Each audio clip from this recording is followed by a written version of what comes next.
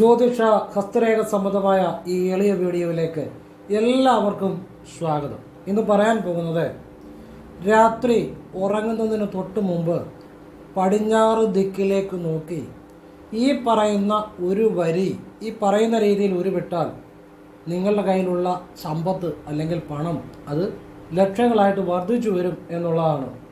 ഇത് നിങ്ങൾ ചെയ്ത് നോക്കുക. ശിവഭഗവാന്റെ ഒരു വിദ്യയാണ്.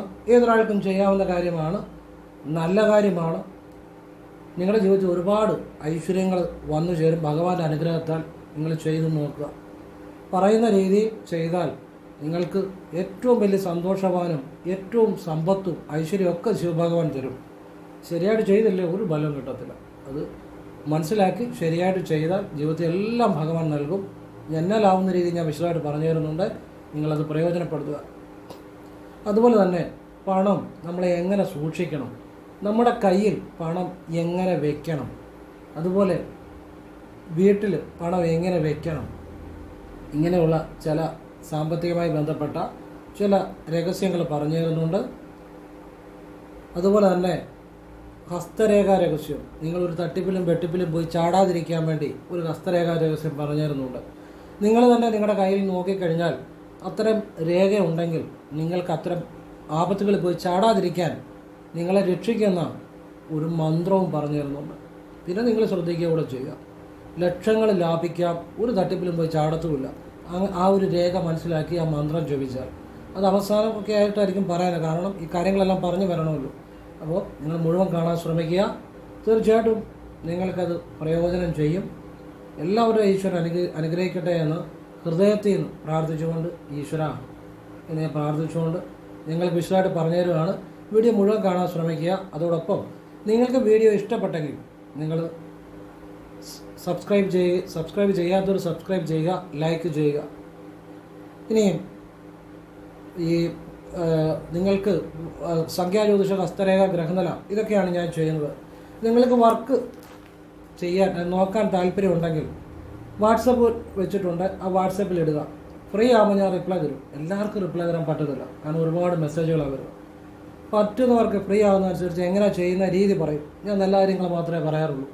ഒരു തവണ ചെയ്തുകൊണ്ടോ ഒന്നും ഒരു ഫലം കിട്ടാൻ പോകുന്നില്ല. ക്ഷേത്രത്തിൽ ചെയ്യാവുന്ന നല്ല കാര്യങ്ങളും സ്വയം ചെല്ലാവുന്ന നല്ല പ്രാർത്ഥനകളും ഏതൊരു സാധാരണക്കാരും ചെയ്യാവുന്ന കാര്യങ്ങളാണ് പറയുന്നത്. അത് ചിലപ്പോൾ ആവർത്തിക്കേണ്ടി വരും. അവിടെ കൊടുക്കേണ്ട ഒരു വിശ്വാസമുണ്ട്, നിങ്ങളുടെ പരിശ്രമമുണ്ട്. ഇതെല്ലാം ചേരുമ്പോഴാണ് ഫലം ഉണ്ടാകുന്നത്. അത് കേട്ടിട്ട് ആവശ്യമുള്ളവർ ചെയ്യുക, അല്ലാത്തവർ ചെയ്യാതിരിക്കുക എന്നുള്ളതാണ്. ഇനിയും നേരിട്ട് കൺസൾട്ടിങ് ഇല്ല, വാട്സപ്പ് വഴി മാത്രമേ ഉള്ളൂ. കാരണം നേരിട്ട് വന്നാലും നോക്കാൻ പറ്റത്തില്ല, കാരണം വാട്സപ്പിലെ വർക്ക് തന്നെ സമയത്തിന് തീരുന്നില്ല. ഫോൺ വിളിച്ചാലും കിട്ടത്തില്ല. വാട്സപ്പ് വഴി മാത്രമേ ഉള്ളൂ കേട്ടോ. വാട്സപ്പിലില്ല എന്നല്ല, വാട്സപ്പ് വഴി മാത്രമേ ഉള്ളൂ. ഫോൺ വിളിച്ചാൽ കിട്ടത്തുമില്ല, നേരിട്ട് വന്നാലും നോക്കാൻ സാധിക്കത്തില്ല. വാട്സപ്പ് വഴി മാത്രമാണ് വർക്കുകൾ ചെയ്യുന്നത്. കാരണം വാട്സപ്പിലെ വർക്ക് തന്നെ സമയത്തിന് തീരുന്നില്ല. സാഹചര്യം പറഞ്ഞതേ ഉള്ളൂ. നിങ്ങൾക്ക് പുതിയതായിട്ട് വീഡിയോ കാണുന്ന പലരും ഉണ്ടാകും, അതുകൊണ്ട് പറഞ്ഞതാണ് സാഹചര്യം. ഈ വിഷയത്തിലേക്ക് വരികയാണ്. രാത്രി കിടന്നുറങ്ങുന്നതിന് തൊട്ട് മുമ്പ് നിങ്ങൾ പടിഞ്ഞാട്ട് നോക്കിയിരുന്ന് ചെയ്യേണ്ട ഇത്രയാണ്. പതുക്കെ ശ്വാസം എടുക്കുക ദീർഘമായിട്ട്. എന്നിട്ട് ശ്വാസം പതുക്കെ വിടുക. വിടുമ്പോൾ ശിവായ നമാന്ന് മനസ്സിൽ ജപിക്കുക. എന്നിട്ട് നിങ്ങൾ കണ്ണടച്ചിരിക്കുക. ഇരുന്ന് നിങ്ങളുടെ ഹൃദയത്തിലൊരു പ്രകാശം സങ്കല്പിക്കുക. ആ പ്രകാശം നിങ്ങളുടെ ശരീരം മുഴുവൻ വ്യാപിക്കുന്നതായിട്ട് സങ്കല്പിക്കുക മനസ്സിൽ. എന്നിട്ട് ആ പ്രകാശത്തെ വീണ്ടും ഹൃദയത്തിൽ തന്നെ വീണ്ടും ആ ഹൃദയത്തിൽ നിന്ന് ശരീരം മുഴുവൻ ഒരു പ്രകാശം വ്യാപിക്കുന്നതായിട്ട് സങ്കല്പിക്കുക. എന്നിട്ട് വീണ്ടും മനസ്സ് ഹൃദയത്തിൽ കൊണ്ടുവന്നിട്ട് നിങ്ങൾ നിങ്ങളുടെ ആഗ്രഹം പറയുക. മനസ്സുകൊണ്ട് പറയുക നിങ്ങൾക്ക് എന്താണ് ആഗ്രഹം. പറയുകയല്ല, ഇപ്പം നിങ്ങൾക്കൊരു വീട് വേണമെന്ന് വിചാരിച്ചു, അല്ലെങ്കിൽ നിങ്ങൾക്ക് ഒരു സാമ്പത്തികം ഒരു ഇത്ര ലക്ഷം രൂപ വേണമെന്ന് വിചാരിച്ചു. അപ്പോൾ നിങ്ങൾ ആ കാര്യം നടന്നതായിട്ട് ആഗ്രഹം പറയുകയല്ല ചെയ്യേണ്ടത്, ആ കാര്യം നടന്നതായിട്ട് സങ്കല്പിക്കുക. നിങ്ങളത് അനുഭവിക്കുന്നതായിട്ട് സങ്കല്പിക്കുക. എന്നിട്ട് ശിവഭഗവാനോട് നന്ദി പറയുക, കണ്ണ് തുറക്കുക. ഇത് ചെയ്ത് നോക്കുക. അപ്പോൾ ഇത്തരം വിദ്യകൾ യോഗവിദ്യപ്പെടുന്ന വിദ്യകളാണിത്. ഇത് യോഗാ ഗുരുക്കന്മാർ ചെയ്യുന്ന ചില വിദ്യകളാണ്. ആ നിലയിലാണ് ഞാനിത് പറഞ്ഞു തരുന്നത്. അതായത് നിങ്ങൾക്ക് നടക്കേണ്ട കാര്യം നടന്നതായിട്ട് സങ്കല്പിക്കുക, നിങ്ങൾ അനുഭവിച്ചുകൊണ്ടിരിക്കുന്നതായിട്ട് സങ്കല്പിക്കുക. ഇപ്പോൾ ഒരു വീട് മേടിക്കണം, അപ്പോൾ നിങ്ങൾ ആ വീട്ടിലിരിക്കുന്നതായിട്ടും ആ വീട്ടിൽ കൂടെ നടക്കുന്നതായിട്ട് അത് അനുഭവിക്കുന്നതായിട്ട് സങ്കല്പിക്കുക. അല്ലെങ്കിൽ നിങ്ങൾ ഇപ്പോൾ വിവാഹം കഴിക്കണം, അത് കഴിച്ചതായിട്ട് നല്ലൊരു വിവാഹം കഴിച്ച് ജീവിക്കുന്നതായിട്ട് അനുഭവിക്കുക. അല്ലെങ്കിൽ നിങ്ങൾക്ക് ലോൺ കിട്ടണം, ആ ലോൺ കിട്ടുമ്പോൾ നിങ്ങൾ എങ്ങനെയായിരിക്കും അതുപോലെ നിങ്ങൾ സങ്കല്പിക്കുക. അത്ര നേരത്തേക്കെങ്കിലും നിങ്ങൾ അത് കിട്ടിയതായിട്ട് അനുഭവിക്കുക. അത്ഭുതകരമായിട്ട് ആ കാര്യം നിങ്ങളിലേക്ക് എത്തിച്ചേരും. അതെന്ത് തന്നെയാണെന്ന് പറഞ്ഞാൽ. ഇപ്പോൾ ഈ വിദ്യയുടെ ഒരു രഹസ്യം എന്നാന്ന് ചോദിച്ചു കഴിഞ്ഞാൽ നമ്മൾ ശ്വാസം പതുക്കെ നീട്ടിയെടുക്കുന്നു. അപ്പോൾ ഒന്നും മനസ്സിൽ ജപിക്കണ്ട, ശ്വാസം പതുക്കെ നീട്ടി വിടുന്നു. അപ്പോൾ ശിവായ നമഃ മനസ്സിൽ ജപിക്കുന്നു, ഓം ചേർക്കണ്ട, ശിവായ നമഃ. അപ്പോൾ നമ്മൾ ശിവബോധവുമായിട്ടൊരു താതാത്മ്യം പ്രാപിക്കും. എന്നിട്ട് നമ്മൾ കണ്ണടച്ച് ഹൃദയത്തിൽ ഒരു പ്രകാശം, വെള്ളപ്രകാശം സങ്കല്പിക്കുക. വെള്ളപ്രകാശം സങ്കല്പിച്ചിട്ട് അപ്പം നമ്മുടെ മനസ്സ് ആ ഊർജം, ആ പ്രകാശം എന്ന് പറഞ്ഞ ഊർജ്ജമാണ്, ആ ലെവലിലേക്ക് നമ്മുടെ മനസ്സ് വരും. ആ പ്രകാശം ശരീരം മുഴുവൻ വ്യാപിക്കാനായിട്ട് സങ്കല്പിക്കുന്നു. അപ്പം ആ ഊർജത്തിൻ്റെ പ്രവാഹം ശരീരം മുഴുവൻ ഉണ്ടാകുന്നു. വീണ്ടും ഹൃദയത്തിലേക്ക് മനസ്സ് കൊണ്ടുവന്ന് ആ പ്രകാശത്തെ മനസ്സുകൊണ്ടൊന്ന് സങ്കല്പിച്ച ശേഷം എനിക്ക് എന്താണോ നടക്കേണ്ടത് അത് നടന്നതായിട്ട് സങ്കല്പിച്ച് അത് അനുഭവിക്കുന്നതായിട്ട് സങ്കല്പിക്കുക. എന്നിട്ട് കണ്ണ് തുറക്കുക. ഇത് 1 മിനിറ്റിനുള്ളിൽ ചെയ്യണം, ഒരുപാട് സമയമൊന്നും എടുക്കരുത്. ഇത് നിത്യേന കിടക്കുന്നതിന് മുമ്പായിട്ട് ചെയ്യുക. കാരണം ഈ ഊർജമായിട്ട് നമ്മുടെ മനസ്സിനെ താതാത്മ്യം പ്രാപിക്കുമ്പോൾ നമ്മുടെ ഏത് കാര്യമാണോ നേടേണ്ടത് ആ കാര്യം നേടാനുള്ള ആ ഒരു വൈബ്രേഷനിലേക്ക്, എനർജിയുടെ വൈബ്രേഷനിലേക്ക് നമുക്ക് എത്തിച്ചേരാൻ പറ്റും. മനസ്സിനെ ഊർജമാക്കി ആ ഉള്ളിലുള്ള പ്രകാശമായിട്ട് സങ്കല്പിച്ച് ഇങ്ങനെ ചെയ്യുമ്പോൾ അതാണ് അതിൻ്റെ രഹസ്യം. നമുക്ക് ഇത് വിശ്വാസത്തോടെ ചെയ്താൽ ഒരു ദിവസം ചെയ്തുകൊണ്ട് ബലം ഉണ്ടാകണമെന്നില്ല. ചിലർക്ക് ഒരു ദിവസം ചെയ്താൽ തന്നെ ബലം ഉണ്ടാകും, ചിലപ്പോൾ ഇത് ആവർത്തിക്കേണ്ടി വരും. വിശ്വാസത്തോടെ ചെയ്താൽ എന്ത് കാര്യവും നിങ്ങൾക്ക് ന്യായമായിട്ട് കിട്ടേണ്ട, നിങ്ങളുടെ വൈബ്രേഷനുമായിട്ട്, അതായത് നിങ്ങളുടെ ആ മാനസികമായ ശക്തി അനുസരിച്ച് നിങ്ങൾക്ക് എന്ത് കിട്ടണം അത് കിട്ടിയിരിക്കും. അപ്പോൾ നിങ്ങൾ ഡെയിലി ചെയ്യുമ്പോൾ നിങ്ങളുടെ മാനസികമായ പവർ കൂടി വരും. അപ്പം വലിയ വലിയ കാര്യങ്ങൾ സാധിക്കാൻ പറ്റും. നിത്യേന ചെയ്യുക. ഇത് ചെയ്യുന്നതിന് ശുദ്ധി അശുദ്ധി ഒന്നുമില്ല. അതായത് ദാമ്പത്യ ബന്ധം അങ്ങനെയുള്ള കാര്യങ്ങൾ പുലർത്തുന്നവർക്കും ചെയ്യാം. ഇതിന് മറ്റൊരു ഇതുമില്ല, നിങ്ങളുടെ മനസ്സിൻ്റെ ശുദ്ധിയാണ്, അത്രയേ ഉള്ളൂ കേട്ടോ. അപ്പോൾ ഇത് കിടന്നുറങ്ങുന്നതിന് തൊട്ട് മുമ്പ് ചെയ്യുക, എന്നിട്ട് കിടന്നുറങ്ങുക, അത്രയേ ഉള്ളൂ. അപ്പോൾ ഇത് അത്ഭുതകരമായ ഒരു കാര്യമാണ്. ഇത് നിങ്ങൾ ആ പ്രപഞ്ചബോധവുമായിട്ട് താതാത്മ്യം പ്രാപിക്കുകയാണ് ഊർജ്ജതലത്തിൽ. അപ്പോഴാണ് നമുക്ക് മാറ്റം ഉണ്ടാകുന്നത്. അപ്പോൾ മനസ്സിൽ ചിന്തിക്കുന്ന കാര്യങ്ങൾ പോലും ചിലപ്പോൾ നടന്നിരിക്കും. അത്ഭുതകരമായൊരു വിദ്യയാണിത്. ഇത് ഉറങ്ങുന്നതിന് തൊട്ട് മുമ്പ് ചെയ്യണം, അതാണ് അതിൻ്റെ രഹസ്യം. ഇത് പടിഞ്ഞാട്ട് ദിക്കിലേക്ക് നോക്കിയിരുന്ന് ചെയ്യുക, അവിടെയും കാര്യമുണ്ട് അതിൻ്റെ അകത്തും കേട്ടോ. അപ്പോൾ പറഞ്ഞ രീതിയിൽ ആ പറഞ്ഞ കാര്യങ്ങൾ ശ്രദ്ധിച്ചു ചെയ്യുക. പടിഞ്ഞാട്ട് ദിക്കിലേക്ക് നോക്കിയിരിക്കണം, ഹൃദയത്തിൽ വെള്ളപ്രകാശം ധ്യാനിക്കണം. ആ വെള്ളപ്രകാശം ശരീരം മുഴുവൻ വ്യാപിക്കാനായിട്ട് സങ്കല്പിക്കണം. വീണ്ടും ഹൃദയത്തിലെ വെള്ളപ്രകാശത്തിലേക്ക് മനസ്സ് സങ്കല്പിക്കുക, എല്ലാം കണ്ടടച്ചുകൊണ്ടാണ്. എന്നിട്ട് നിങ്ങളുടെ എന്ത് കാര്യമാണോ നടന്നതായിട്ട് സങ്കല്പിച്ചത് അനുഭവിക്കുന്നതായിട്ട് സങ്കല്പിക്കുക ഒരു കാര്യം. അപ്പോൾ അതിനു മുമ്പ് നമ്മൾ ചെയ്യേണ്ടത് ശ്വാസം പതുക്കെ എടുക്കുക, പതുക്കെ നീട്ടിയെടുക്കുക, പതുക്കെ നീട്ടി വിടുക. ഒരു തവണ നീട്ടി വിടുമ്പോൾ ശിവായ നമഃ മനസ്സിൽ ജപിക്കുക, ഓം ചേർക്കണ്ട. എന്നിട്ടാണ് ഈ വിദ്യ ചെയ്യുന്നത്. വെള്ളപ്രകാശത്തിൻ്റെ വിദ്യ എന്നിട്ടാണ് ചെയ്യുന്നത്. ഇത് നിത്യേന ചെയ്യുക. നിങ്ങളുടെ ഏത് കാര്യവും നേടിയെടുക്കാമെന്ന് മാത്രമല്ല, നിങ്ങളുടെ ജീവിതത്തിൽ നിങ്ങൾ സാമ്പത്തികം ആഗ്രഹിക്കണമെങ്കിൽ, നിങ്ങൾക്ക് സമ്പത്ത് ഉണ്ടായതായിട്ട്, നിങ്ങൾ ആ സമ്പത്ത് അനുഭവിക്കുന്നതായിട്ട് ഫീൽ ചെയ്യുക. തീർച്ചയായിട്ടും സമ്പത്ത് നിങ്ങളിലേക്ക് വരും. ഈ ലോകത്തിലെ ഈ പണക്കാരെല്ലാം വീണ്ടും പണക്കാരാകുന്നതും പാവപ്പെട്ടവൻ വീണ്ടും പാവപ്പെട്ടവനാകുന്നതിൻ്റെ രഹസ്യം എന്നാണ് ചോദിച്ചു കഴിഞ്ഞാൽ, പാവപ്പെട്ടവൻ എപ്പോഴും അവൻ്റെ ആ ലോ വൈബ്രേഷനിലാണ് നിൽക്കുന്നത്. അതായത് മാനസിക ചിന്തകളുടെ വൈബ്രേഷൻ വളരെ താഴ്ന്ന നിലവാരത്തിലുള്ള വൈബ്രേഷനാണ്. അവൻ ചിന്തിക്കുന്ന മുഴുവൻ ദുരിതവും കഷ്ടപ്പാടും മാത്രം അവൻ്റെ മനസ്സിലുള്ളത്, അതിനെ ആകർഷിച്ചുകൊണ്ടിരിക്കും. പണക്കാരൻ ചിന്തിക്കുന്നത് വീണ്ടും എങ്ങനെ പണം ഉണ്ടാക്കാമെന്നുള്ള ചിന്തയാണ്. അവൻ്റെ മനസ്സിൻ്റെ ചിന്തയുടെ വൈബ്രേഷൻ ആ തലത്തിലാണ്. അപ്പോൾ അവൻ വലിയ വലിയ പണമുള്ള കാര്യങ്ങൾ അട്രാക്റ്റ് ചെയ്തുകൊണ്ടിരിക്കും. അതുകൊണ്ടാണ് പറയുന്നത്, നിന്നെക്കൊണ്ടൊരു കാര്യം സാധിക്കുന്ന വെച്ചാൽ അതും ശരിയാണ്, നിന്നെക്കൊണ്ടൊരു കാര്യം സാധിക്കത്തില്ല നീ മനസ്സിൽ ഉറപ്പിച്ചാൽ അതും ശരിയാണ്. രണ്ടും ശരിയാണ്. നമ്മുടെ മനസ്സിൻ്റെ ആ പവർ അനുസരിച്ചാണ് നമ്മുടെ അനുഭവത്തിൽ വരുന്നത്.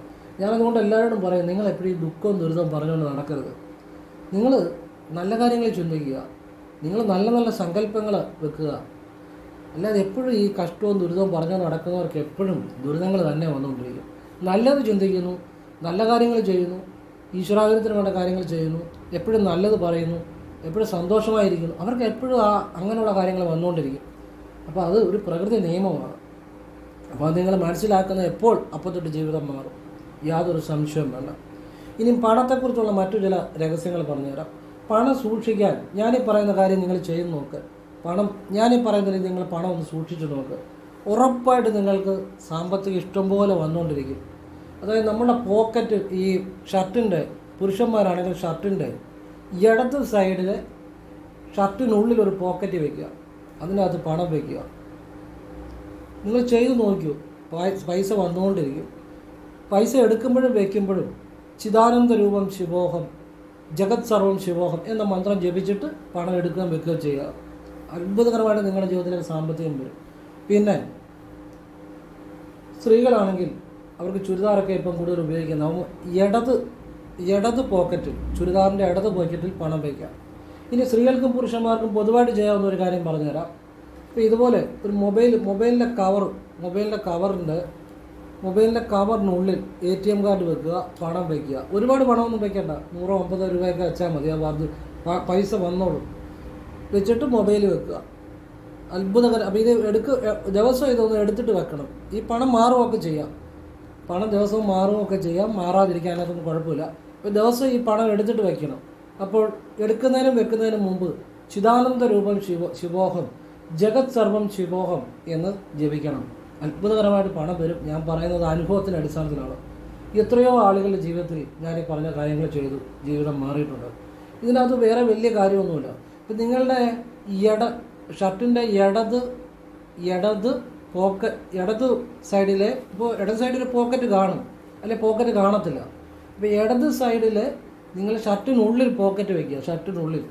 അപ്പോൾ അതിൻ്റെ രഹസ്യം എന്നാണെന്ന് ചോദിച്ചു കഴിഞ്ഞാൽ, നമ്മളുടെ ശരീരത്തിൽ തന്നെ ഹൈഡായിട്ട് നമ്മൾ കാണാത്ത രീതിയിൽ പണം ഇരിക്കുമ്പോൾ നമ്മളുടെ ബോധം ആ ഒരു കാര്യത്തിൽ കൂടുതലായിട്ട് പ്രവർത്തിക്കും. അപ്പോൾ സാമ്പത്തികം ഉണ്ടാകും. പണ്ട് കാലങ്ങളിൽ നിങ്ങൾക്ക് ചിലതൊക്കെ ശ്രദ്ധിച്ചിട്ടുണ്ടായിരിക്കും. പണ്ട് കാലങ്ങളിൽ കാശുള്ള ചില ആളുകൾ എപ്പോഴും അവരുടെ ഈ നിക്കറിൻ്റെ അകത്തായിരിക്കും പണം വെച്ചിരിക്കുന്നത്. ഈ കാശ് നന്നായിട്ട് കൈകാര്യം ചെയ്യുന്ന ആളുകളുണ്ട്. അപ്പോൾ ഈ മണി എപ്പോഴും ഹൈഡായിട്ട് നമ്മുടെ ശരീരത്തിൻ്റെ എവിടെയെങ്കിലും വെച്ച് കഴിഞ്ഞാൽ നമ്മുടെ ബോധം നമ്മുടെ ബോധം അത് എപ്പോഴും നമ്മുടെ ബോധം ആ പണവുമായിട്ട് ബന്ധപ്പെട്ട് പ്രവർത്തിച്ചു തുടങ്ങും. ഒരുപാട് പണമൊന്നും വയ്ക്കേണ്ട, കുറച്ച് പണം വെച്ചാൽ മതി. പക്ഷെ പണം വന്നുകൊണ്ടിരിക്കും. ആ മണി എന്നുള്ളൊരു ചിന്ത നമ്മുടെ ബോധത്തിലുണ്ടാകും. നമ്മൾ ബോധപൂർവ്വം അതിനെക്കുറിച്ച് ചിന്തിക്കേണ്ട, നമ്മളൊന്നും ചിന്തിക്കേണ്ട. പക്ഷേ നമ്മുടെ മനസ്സിൽ ആ മണി എന്നുള്ളൊരു തോട്ട് നമ്മളറിയാതെ തന്നെ ആ ബോധത്തിൽ കാണും. അതാണ് നമ്മുടെ ശരീരത്തിൽ തന്നെ, അല്ലെങ്കിൽ നമ്മൾ ഉടുക്കുന്ന വസ്ത്രത്തിൽ തന്നെ ഹൈഡായിട്ട് വെക്കണം പണം. ഹൈഡായിട്ട് വെക്കുമ്പോൾ അതായത് മറഞ്ഞു നിൽക്കണം. ഞാൻ പറഞ്ഞ ഈ ഇടത് സൈഡിലെ ഷർട്ടിൻ്റെ ഉള്ളിൽ പോക്കറ്റ് വെക്കണമെന്ന് പറഞ്ഞൊരു കാര്യമാണ്. നിങ്ങൾ ചെയ്ത് നോക്കുക, അപ്പോൾ നിങ്ങൾക്ക് മനസ്സിലാകും. അത് ഒരുപാട് പ്രയോജനം കിട്ടിയിട്ടുള്ള കാര്യങ്ങളാണ്. ഇതിനകത്തൊക്കെ ചില കാര്യങ്ങളുണ്ട്. മനസ്സ് പ്രവർത്തിക്കണം.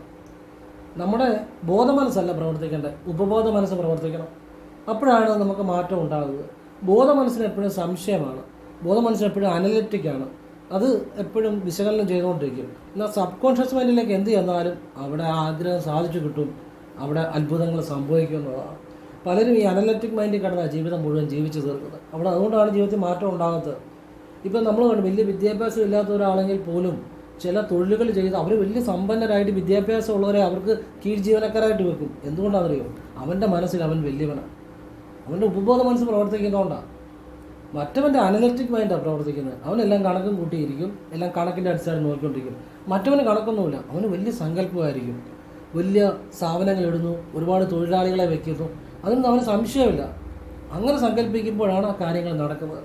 ഇവിടെ ലോജിക്കിനേക്കാൾ കൂടുതൽ ഒരു സങ്കല്പത്തിനാണ് ശക്തി കൂടുതൽ. സങ്കല്പത്തിനാണ് മഹത്തായ കാര്യങ്ങൾ ചെയ്യാൻ പറ്റുന്നത്. സങ്കല്പമാണ് ഉപബോധ മനസ്സുമായി ബന്ധപ്പെട്ടത്. അപ്പോൾ ആ നിലയിലുള്ള ചില വിദ്യകളാണ് ഞാൻ പറഞ്ഞു തന്നത്. ശരിയായിട്ട് മനസ്സിലാക്കി ചെയ്താൽ പണം നിങ്ങളുടെ കയ്യിൽ ഒഴിയത്തില്ല. ഞാൻ സത്യസന്ധമായിട്ടാണ് പറയുന്നത്, അനുഭവത്തിൻ്റെ അടിസ്ഥാനത്തിലാണ് പറയുന്നത്. നമ്മളെപ്പോഴും നമ്മുടെ ജീവിതത്തിൽ പുതിയ മാറ്റങ്ങൾ ഉണ്ടാകണമെന്നുണ്ടെങ്കിൽ ഇപ്പോൾ നമ്മൾ പല കാര്യങ്ങളും ചെയ്തിട്ട് ജീവിതം മാറുന്നില്ലെങ്കിൽ അതിൻ്റെ അർത്ഥം എന്നാണെന്നറിയോ? നമ്മൾ ഈ ചെയ്യുന്ന കാര്യങ്ങൾക്ക് നമ്മുടെ ജീവിതത്തിൽ മാറ്റാനുള്ള ശക്തിയില്ല എന്നുള്ളതാണ്. അല്ലെങ്കിൽ ചെയ്യുന്ന കാര്യങ്ങൾ നമ്മൾ ശരിയായിട്ട് മനസ്സിലാക്കിയിട്ടല്ല ചെയ്യുന്നുള്ളതാണ്. ഒന്നുകിൽ നമ്മൾ ചെയ്യുന്ന കാര്യങ്ങൾ ശരിയായിട്ട് കൂടുതൽ പഠിച്ചിട്ട് ചെയ്യുക, അല്ലെങ്കിൽ പുതിയ കാര്യങ്ങൾ ചെയ്യാൻ ശ്രമിക്കുക. പുതിയ കാര്യങ്ങൾ ചെയ്യാൻ ശ്രമിക്കുന്ന, പുതിയ അറിവുകൾ സമ്പാദിക്കാൻ ശ്രമിക്കുക. പുതിയ അറിവുകൾ, പുതിയ കാര്യങ്ങൾ, പുതിയ അറിവുകൾ സമ്പാദിക്കുമ്പോഴാണ് ജീവിതത്തിൽ പുതിയ പുതിയ മാറ്റങ്ങൾ ഉണ്ടാകുക. പഴയ കാര്യങ്ങൾ ചെയ്തുകൊണ്ടിരുന്നാൽ ആ പഴയ രീതിയിൽ ജീവിതം പോകത്തേ ഉള്ളൂ. ജീവിതത്തിന് മാറ്റം വേണമെങ്കിൽ ഒന്നുകിൽ പഴയ കാര്യങ്ങൾ കൂടുതൽ പഠിച്ചിട്ട് ചെയ്യുക, അല്ലെങ്കിൽ പുതിയ കാര്യങ്ങൾ പഠിച്ചിട്ട് ചെയ്യുക. ഇപ്പം പുതിയ പുതിയ വീഡിയോകൾ കാണുന്നു, പുതിയ അറിവുകൾ കിട്ടും. അത് നിങ്ങൾക്ക് പറ്റുന്നുണ്ടെങ്കിൽ, നിങ്ങൾക്ക് ചെയ്യാൻ പറ്റുമെങ്കിൽ ചെയ്ത് നോക്കുക. എപ്പോഴും പുതുമ ജീവിതത്തിലേക്ക് കൊണ്ടുവരണം. അപ്പോഴാണ് ജീവിതത്തിൽ മാറ്റം ഉണ്ടാകുന്നത്. അതിപ്പോൾ എന്ത് കാര്യമാണെങ്കിലും പുതിയ കാര്യങ്ങൾ കേൾക്കാനും പുതിയ കാര്യങ്ങൾ അറിയാനും ജീവിതത്തിൽ ശ്രമിക്കണം. എങ്കിൽ മാത്രമേ ജീവിതം മാറത്തുള്ളൂ. അല്ലെങ്കിൽ ആ പുതിയ കാര്യങ്ങൾ അറിയാൻ ശ്രമിക്കാത്തവരുടെ എല്ലാം ജീവിതം ആ കാലത്തിനനുസരിച്ച് മാറത്തില്ല എന്നുള്ളതാണ്. അപ്പോൾ അതുപോലെയുള്ള നല്ല കാര്യങ്ങൾ മനസ്സിലാക്കാൻ ശ്രമിക്കുക. നിങ്ങൾക്ക് ശരിയെന്ന് തോന്നിയെങ്കിൽ ഫോളോ ചെയ്യുക, അല്ലെങ്കിൽ ഫോളോ ചെയ്യാതിരിക്കുക. ഞാൻ കഴിഞ്ഞ ദിവസം ഒരു കടയിൽ കയറി ചെന്നിട്ട് ഞാൻ അവിടെ ഇരുന്ന ആളോട് ചോദിച്ചു, നിങ്ങൾ നേരത്തെ ഈ പണപ്പെട്ടി അല്ലെങ്കിൽ നിങ്ങൾ പണം വെക്കുന്ന ഈ മേശ നിങ്ങൾ ഇന്ന ദിക്കിലേക്ക് നോക്കി ഇരുന്നാൽ നിങ്ങൾക്ക് കൂടുതൽ നല്ലതാണ്, ഇപ്പം നിങ്ങൾ ഇരിക്കുന്നത് അത്ര നല്ലതല്ല. ഉടനെ പുള്ളി പെട്ടെന്ന് ചാടി തന്നെ എഴുന്നേറ്റു. ഞാൻ പറഞ്ഞു ഞാനൊരു അഭിപ്രായം പറഞ്ഞതേ ഉള്ളൂ. പുള്ളി എനിക്ക് പരിചയമുണ്ട്, എന്നാൽ വലിയ പരിചയമില്ല, അല്പം പരിചയമുണ്ട്. അപ്പം പുള്ളി ഒരാൾ കച്ചവടം ചെയ്ത് രക്ഷപ്പെടുന്ന പെട്ടെന്ന് വിചാരിച്ച് പറഞ്ഞതാണ്. പുള്ളി ചാടി എഴുന്നേറ്റ് എന്നോട് പറഞ്ഞു, നിങ്ങൾ പറഞ്ഞത് ശരിയാണ്, ഞാൻ നേരത്തെ അങ്ങനെ ആയിരുന്നു. അതെനിക്ക് നല്ല കരക്കയറ്റമായിരുന്നു. ഞാനിപ്പോൾ ഇത് മാറിയപ്പോൾ എനിക്ക് വളരെ സാമ്പത്തികമായിട്ട് ബുദ്ധിമുട്ടുണ്ട്. ഞാൻ പറഞ്ഞു എനിക്ക് ശരിയെന്ന് തോന്നിയാൽ പറഞ്ഞതേ ഉള്ളൂ, നിങ്ങൾക്ക് ഇഷ്ടമുണ്ടെങ്കിൽ ചെയ്താൽ മതി, അല്ലെങ്കിൽ നിങ്ങൾ ചെയ്യാതിരിക്കുക. എനിക്ക് തോന്നി നിങ്ങളെ കണ്ടപ്പോൾ അങ്ങനെ ഒരു കാര്യം പറഞ്ഞിട്ട് പോകണം എന്ന് ഈശ്വരൻ തോന്നിച്ചതാണ്. കാരണം ഒരുപക്ഷെ അയാളുടെ മനസ്സിൻ്റെ നന്മയായിരിക്കും, അല്ലെങ്കിൽ അയാൾ ചെയ്യുന്ന ഏതെങ്കിലും നല്ല പ്രവൃത്തിയായിരിക്കും, അല്ലെങ്കിൽ പിന്നെ അങ്ങോട്ട് ചെന്ന് പറയാൻ എനിക്ക് തോന്നിയിട്ടുണ്ട് എന്ന് പറഞ്ഞ പോലെ നിങ്ങൾ നല്ല കാര്യങ്ങൾ ചെയ്യുകയാണെങ്കിൽ നിങ്ങളെ തേടി പലതും ഇങ്ങോട്ട് വരും. നിങ്ങൾ അങ്ങോട്ട് എല്ലാത്തിനും പുറകെ പോകേണ്ട കാര്യമില്ല. എന്താണേലും നമ്മൾ മനസ്സുകൊണ്ട് നല്ല പ്രവൃത്തികൾ ചെയ്താൽ നമുക്ക് വേണ്ടതൊക്കെ നമ്മളെ നല്ല കാര്യങ്ങൾ ഇങ്ങോട്ട് തേടി വരും, ഉറപ്പാണ്. പക്ഷെ മനസ്സിൽ ശുദ്ധി ഉണ്ടായിരിക്കണം, നന്മ ഉണ്ടായിരിക്കണം. അങ്ങനെ നമ്മൾ നല്ല കാര്യങ്ങൾ ചെയ്താൽ നല്ല ഐശ്വര്യങ്ങളും നല്ല മനുഷ്യരും നല്ല കാര്യങ്ങളും നമ്മളെ തേടി ഇങ്ങോട്ട് വരും എന്നുള്ളതാണ്. ഇപ്പം എല്ലാവരും ഈ യൂട്യൂബിലൊക്കെ ഒരുപാട് വീഡിയോകൾ ഇറങ്ങുന്നുണ്ട്, എല്ലാവരും ഗുരുവിനെ തപ്പി നടക്കുകയാണ്. ഇപ്പം ശരിക്കും നിങ്ങളുടെ കർമ്മം നല്ലതായിട്ട് തീരുമ്പോൾ, നിങ്ങളുടെ പ്രവൃത്തി മനസ്സൊക്കെ ശുദ്ധമാകുമ്പോൾ, ശിഷ്യം ഭാഗമാകുമ്പോൾ ഗുരു മുന്നിലെത്തും. നിങ്ങൾ ഒരു റെഡിമെയ്ഡ് ഗുരുവിനെ തപ്പി നടക്കേണ്ട കാര്യമില്ല. ഇത് നടക്കേണ്ടവർക്ക് നടക്കാം, അതൊന്നും ഞാൻ തെറ്റ് പറയുന്നില്ല. കാരണം ഞാൻ ഒന്നിനും ആരെക്കുറിച്ച് അഭിപ്രായം പറയാറില്ല. എൻ്റെ അഭിപ്രായം പറഞ്ഞതേ ഉള്ളൂ. നിങ്ങൾ ഒരിക്കലും നിങ്ങളുടെ ജീവിതമോ സമയമോ പണമോ അതിനുവേണ്ടി നഷ്ടപ്പെടുത്തരുത്. നിങ്ങൾ നല്ല രീതിയിൽ ഈശ്വരനെ വിളിക്കുന്നുണ്ടെങ്കിൽ, നിങ്ങൾ നല്ല കാര്യങ്ങൾ ചെയ്യുന്നുണ്ടെങ്കിൽ, സമയമാകുമ്പോൾ നിങ്ങളുടെ മുന്നിൽ യഥാർത്ഥ ഗുരു വരും. അതുപോലെ എന്ത് ഐശ്വര്യങ്ങളായിക്കോട്ടെ, സമ്പത്തായിക്കോട്ടെ, നിങ്ങൾ ചെയ്യുന്ന കാര്യത്തിനോട് സത്യസന്ധമായി നീതി പുലർത്തി ചെയ്യുകയാണെങ്കിൽ നിങ്ങൾക്ക് സമ്പത്തും ഐശ്വര്യമൊക്കെ വന്നു ചേരും, ഒരു സംശയവും വേണ്ട. നിങ്ങൾ ടെൻഷൻ അടിച്ച് ഒരുപാട് കാര്യങ്ങൾ പുറകെ നടക്കേണ്ട കാര്യമില്ല. ചെയ്യുന്ന പ്രവൃത്തി, തൊഴിൽ, കുടുംബജീവിതം എല്ലാം ഏറ്റവും നന്മയോടുകൂടി മുന്നോട്ട് പോവുക. പിന്നെ നമുക്ക് ഈശ്വരൻ തന്ന കഴിവ് അത് മാക്സിമം നമ്മൾ പരിശ്രമിക്കുക. ഞാൻ എപ്പോഴും പറയും, ഒരു വഴിപാട് ചെയ്തിട്ട് വീട്ടിൽ വന്ന് പരിശ്രമിക്കാതിരുന്നതുകൊണ്ട് ഒരു മാറ്റം ഉണ്ടാകത്തില്ല. കാരണം പരിശ്രമിക്കുക എന്നുള്ളതും ശിവസേവ തന്നെയാണ്. അത് ശിവനോടുള്ള സേവ തന്നെ, ഈശ്വര സേവയാണ്. നമുക്ക് ഈശ്വരൻ തന്നിട്ടുള്ള കഴിവുകൾ പ്രയോജനപ്പെടുത്തുന്നതും ഒരു പ്രാർത്ഥന തന്നെയാണ്. അപ്പം നമ്മളിപ്പം പരിശ്രമിക്കുന്നതിനേക്കാൾ കൂടുതൽ പരിശ്രമിക്കുക. നമ്മൾ ഈശ്വരാധീനത്തിന് വേണ്ട കാര്യങ്ങൾ ചെയ്യുക, പറ്റുന്നത്ര നന്മകൾ ചെയ്യുക. നമ്മളെ തേടി എല്ലാ ഐശ്വര്യങ്ങളും വരും, എല്ലാ നന്മകളും വരും, ഒരു സംശയം വേണ്ട. ഞാനീ പറയാൻ സത്യസന്ധമായിട്ടാണ് പറയുന്നത്. അല്ല നിങ്ങൾ ഒരുപാട് കാര്യങ്ങളുടെ പുറകെ ഓടി നടന്ന് പൈസ മുടക്കി നിങ്ങളുടെ ജീവിതവും സമയവും നശിപ്പിക്കേണ്ട കാര്യമില്ല. നല്ലതൊക്കെ നിങ്ങൾ യഥാർത്ഥ സത്യമുള്ളതൊക്കെ തേടി വരും, നിങ്ങൾക്ക് സത്യമുണ്ടെങ്കിൽ. പിന്നെ നമ്മൾ പരിശ്രമിക്കണം, മാക്സിമം പരിശ്രമിക്കണം. നമ്മുടെ ജീവിതത്തിൽ ഈശ്വരനെ സത്യസന്ധമായിട്ട് വിളിക്കണം, അത്രയേ ഉള്ളൂ. അപ്പോൾ എപ്പോഴും നല്ല കാര്യങ്ങളെ പുറകെ പോവുക, നല്ലത് മാത്രം വിശ്വസിക്കുക, തെറ്റായ കാര്യങ്ങളുടെ പുറകെ പോകരുത്. ഒരു കാര്യം തെറ്റാണോ ശരിയാണോ എന്നറിയാൻ മറ്റുള്ളവരെ ആശ്രയിക്കേണ്ട കാര്യമില്ല, സ്വന്തം ബുദ്ധിയെ ആശ്രയിച്ചാൽ മതി.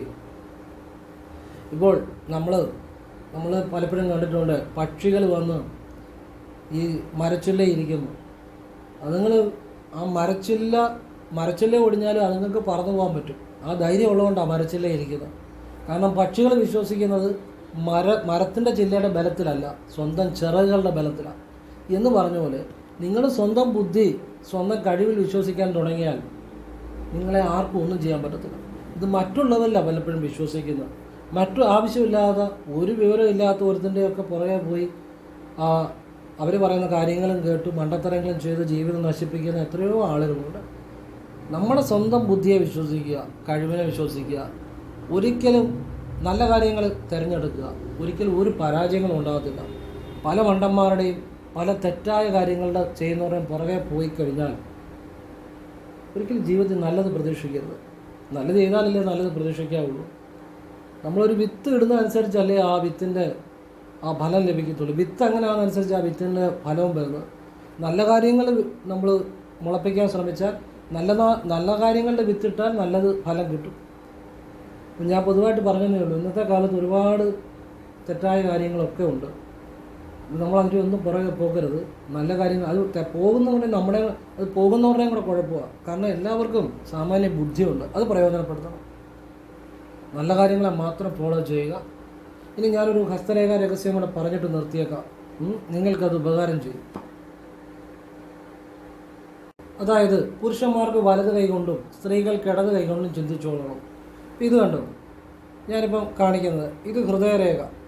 ഇതുകൊണ്ട് ഈ കാണുന്ന ഹൃദയരേഖ, ഇത് ബുദ്ധിരേഖ. നിങ്ങൾക്ക് കാണാമല്ലോ, ബുദ്ധിരേഖ വരച്ചിരിക്കുക. ഇത് ആയുർ രേഖ. ഇത്രയും മനസ്സിലായല്ലോ.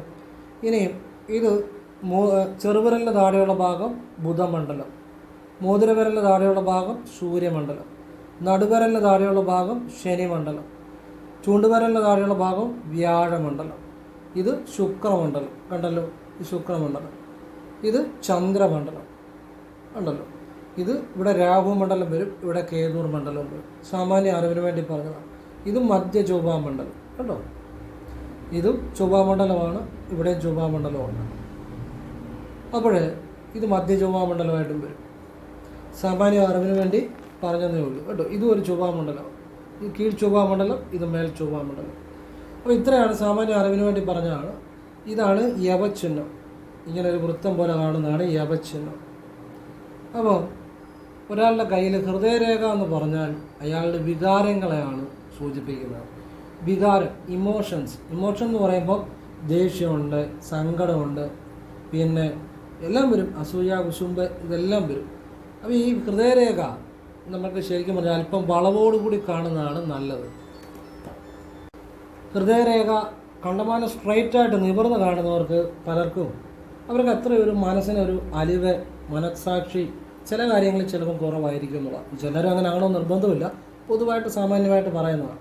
അതൊക്കെ പലരുടെയും ഒരു ജനിച്ച സമയമൊക്കെ വെച്ച് വ്യത്യാസപ്പെട്ടിരിക്കും. എങ്കിലും സാമാന്യ ഫലമാണ് പറയുന്നത്, പൊതുഫലമാണ്.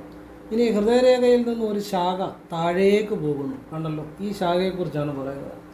ഹൃദയരേഖയിൽ നിന്ന് ഒരു ശാഖ താഴേക്ക് പോകുന്നു. കണ്ടല്ലോ, ഈ ശാഖ.